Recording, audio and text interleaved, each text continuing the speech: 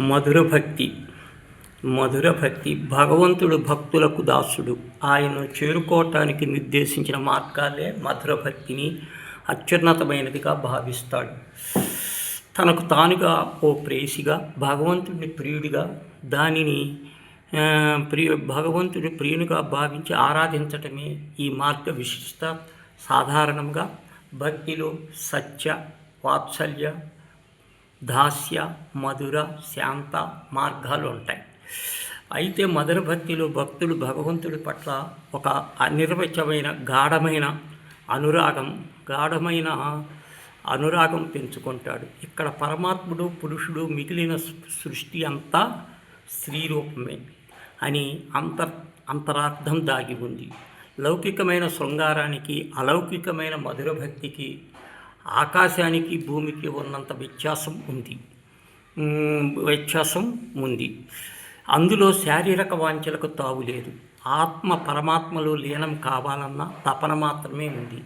ఆధ్యాత్మికంగా చూస్తే మధుర భక్తి అనేది అహంకారపూరిత వసించిన స్థితికి సూచిస్తుంది.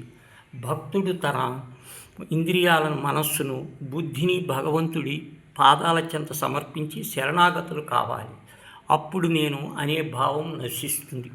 కేవలము భగవాన్ గ్రహం కోసమే భక్తుడు సాధన చేయాలి, తప్పించాలి. ప్రతి క్షణము భగవంతుడిని స్మరించాలి. ఈ తజ్జాత్మ సాధకుడిని మరింత పవిత్రం చేస్తుంది.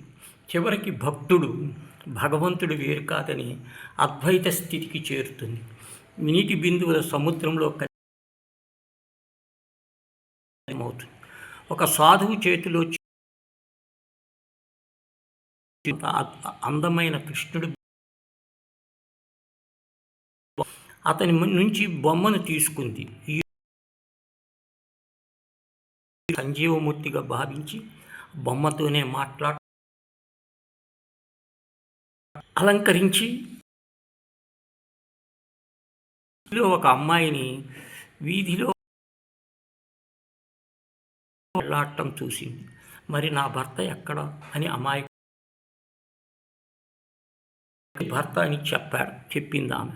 ఆ క్షణం నుంచి కృష్ణుడే తన భర్తగా భావించి ప్రాయం వచ్చాక భోజరాజుతో వివాహం జరుగుతుంది. కృష్ణుడే నా భర్త అని మరొకరికి పెళ్లి జరిపించేది ఏమిటి? ఆ తల్లి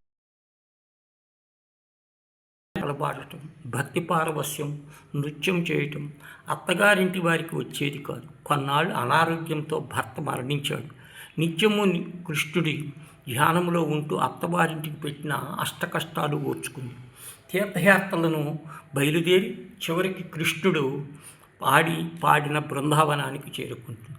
అనిర్వచమైన ఆనందం, భక్తిభావం మనస్సులో పొంగాయి. ఎంతమంది కృష్ణుడు భక్తులు దర్శించుకుంది. కృష్ణుడితో బాంధవ్యం బలపడి మరింత భక్తిభావం పెళ్ళిబుక్కింది. ఆమె శ్వాస, ధ్యాస కృష్ణుడే అయ్యాడు. చివరికి 60 ఏళ్ల వయసులో కృష్ణుడిలో ఐక్యమైపోయింది మీరాబాయి.